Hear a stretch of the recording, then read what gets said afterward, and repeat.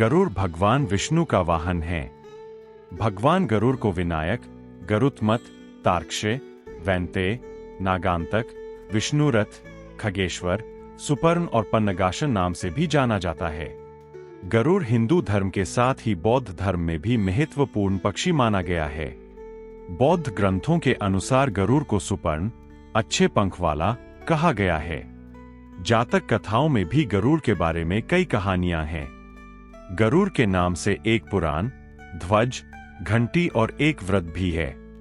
महाभारत में गरुड़ ध्वज था। घर में रखे मंदिर में गरुड़ घंटी और मंदिर के शिखर पर गरुड़ ध्वज होता है। गरुड़ भारत का धार्मिक और अमेरिका का राष्ट्रीय पक्षी है। भारत के इतिहास में स्वर्ण युग के रूप में जाना जाने वाले गुप्त शासकों का प्रतीक चिन्ह गरुड़ ही था। तो आइए इस छोटे से वीडियो के माध्यम से जानते हैं भगवान विष्णु के वाहन गरुड़ के बारे में सब कुछ। तो वीडियो में बने रहिए। कमेंट में गरुड़ भगवान की जय लिखकर हमारे चैनल को सब्सक्राइब कर ले।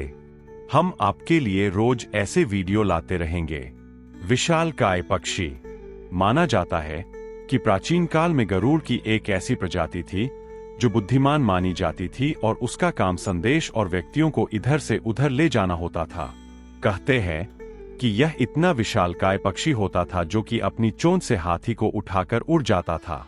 गरुड़ जैसे ही दो पक्षी रामायण काल में भी थे जिन्हें जटायु और संपाति कहा जाता था। ये दोनों भी दंडकारण्य क्षेत्र में रहते विचरण करते रहते थे। पक्षियों में गरुड़ को सबसे श्रेष्ठ माना गया है। यह समझदार और बुद्धिमान होने के साथ साथ तेज गति से उड़ने की क्षमता रखता है। गिद्ध और गरुड़ में फर्क होता है। गरुड़ के बारे में पुराणों में अनेक कथाएं मिलती है। रामायण में तो गरुड़ का सबसे महत्वपूर्ण पाठ है। प्राचीन वैष्णव मंदिरों के द्वार पर एक ओर गरुड़ तो दूसरी ओर हनुमान जी की मूर्ति आवेष्टित की जाती रही है। गरुड़ पुराण 18 पुराणों में से एक है। गरुड़ पुराण है जिसका पाठ मृत्यु के पश्चात किया जाता है। हिंदू शास्त्रों के अनुसार ऐसा कहा जाता है गरुड़ पुराण के द्वारा ही आत्मा को इस संसार से मुक्ति मिलती है और वह निर्धारित स्थान की ओर प्रस्थान करती है। गरुड़ पुराण से तो हम ज्यादातर लोग अवगत है, लेकिन बहुत से लोग यह नहीं जानते कि आखिर कैसे हुआ था उस गरुड़ का जन्म। गरुड़ के जन्म की कहानी। गरुड़ का जन्म सतयुग में हुआ था, लेकिन वे त्रेता और द्वापर में भी देखे गए थे। गरुड़ के जन्म की यह कहानी कश्यप ऋषि, जिन्हें देवों, असुरों, नागाओं और पक्षियों का पिता माना जाता है, कि दो पत्नियों विंता और कद्रु के साथ शुरू होती है। एक बार ऋषि कश्यप ने अपनी पत्नी कद्रु से कहा कि वह संतानोत्पत्ति के लिए एक यज्ञ प्रारंभ करने जा रहे हैं ताकि उन्हें और अधिक पुत्रों की प्राप्ति हो सके। कश्यप ऋषि ने सबसे पहले कद्रु से पूछा कि उन्हें और कितने पुत्र चाहिए। मन ही मन कद्रु बहुत प्रसन्न हुई क्योंकि विंता से पहले उनके पति ने उनकी इच्छा पूछी थी। इस सवाल के जवाब में कद्रु ने कहा कि उन्हें बहुत सारे पुत्र चाहिए ताकि वह उनकी आज्ञा का पालन करने के साथ साथ उनकी हर इच्छा भी पूरी कर सकें। इतना ही नहीं, वह विंता से अधिक ताकतवर कहलवाना चाहती थी, इसलिए उन्होंने और अधिक पुत्रों की कामना की। जब यही सवाल ऋषि कश्यप ने अपनी दूसरी पत्नी विंता से किया तब विंता ने जवाब दिया कि वह मात्र 2 पुत्रों की कामना करती है जो कद्रु के सभी पुत्रों की अपेक्षा ज्यादा ताकतवर हों। कश्यप ऋषि ने उन दोनों की इच्छा को स्वीकार कर लिया। कश्यप ऋषि ने यज्ञ प्रारंभ करने के लिए प्रस्थान किया।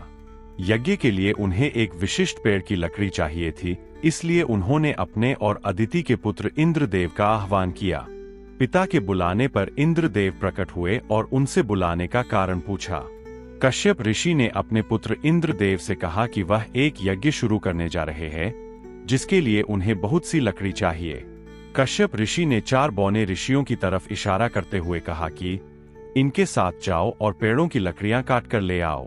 बौने ऋषियों को देखकर इंद्रदेव को हंसी आने लगी, लेकिन अपने पिता के क्रोध को जानते हुए उन्होंने ऐसा नहीं किया। इंद्रदेव बहुत ताकतवर थे। वह फटाफट पेड़ों की लकड़ियां काटने लगे, लेकिन इन बौने ऋषियों को समय लग रहा था। इंद्र ने खुद को बहुत नियंत्रित किया, लेकिन वह अपनी हंसी रोक नहीं सके और ऋषियों की मदद करने के स्थान पर वह जोर जोर से उन पर हंसने लगे।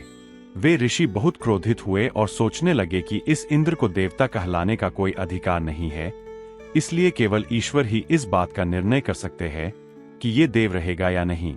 किसी तरह सभी लकड़ियां एकत्रित हुईं और तैयारियां पूरी होने के बाद कश्यप ऋषि ने यज्ञ प्रारंभ किया। यज्ञ पूर्ण होने के बाद कद्रु को 1000 अंडज मिले, जिनसे उन्हें 1000 पुत्र उत्पन्न होने थे।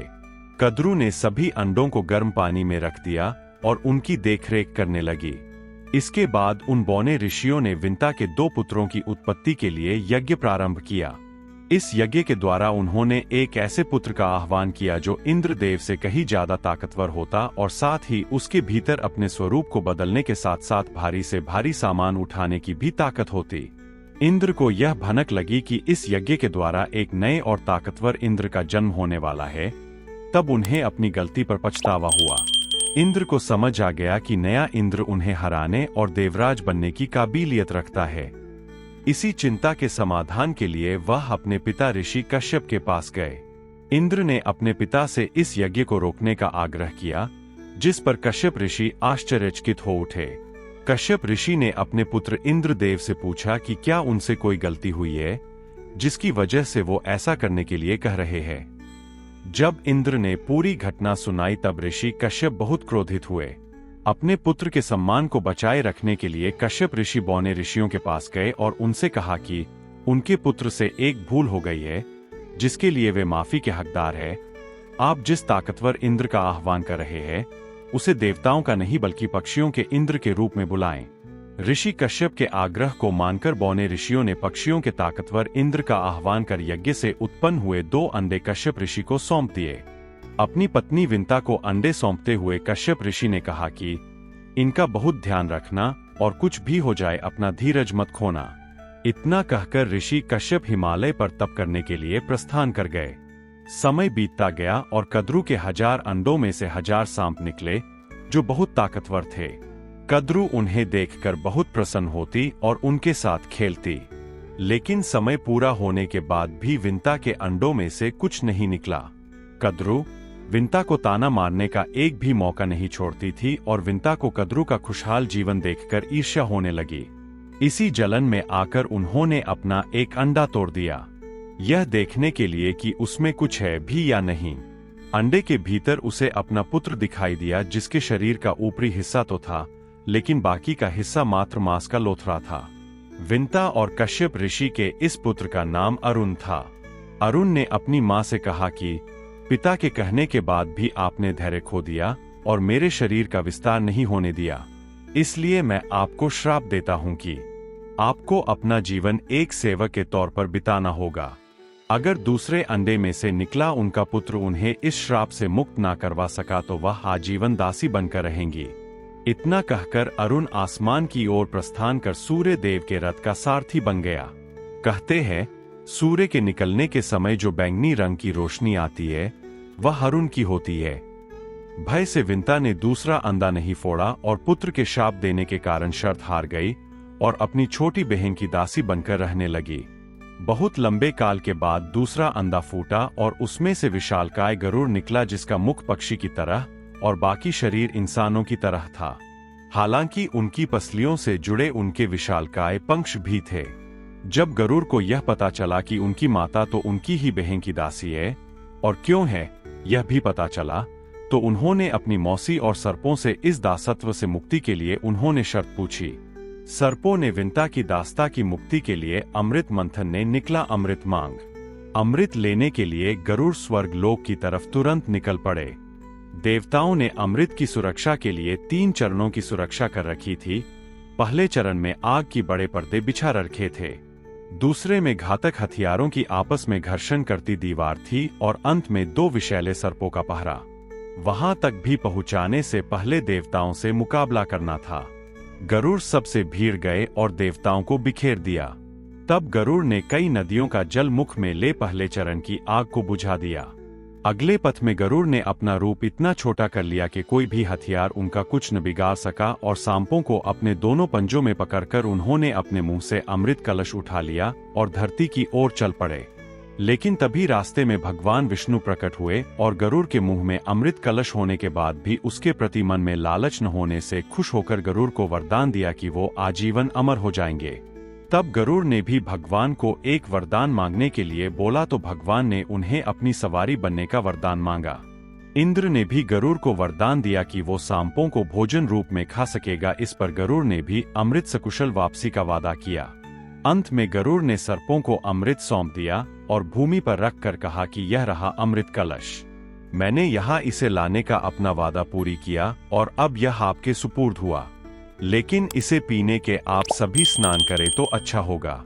जब वे सभी सर्प स्नान करने गए तभी वहां अचानक से भगवान इंद्र पहुंचे और अमृत कलश को वापस ले गए, लेकिन कुछ बूंदें भूमि पर गिर गई जो घास पर ठहर गई थी।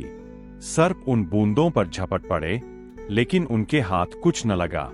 इस तरह गरुड़ की शर्त भी पूरी हो गई और सर्पों को अमृत भी नहीं मिला।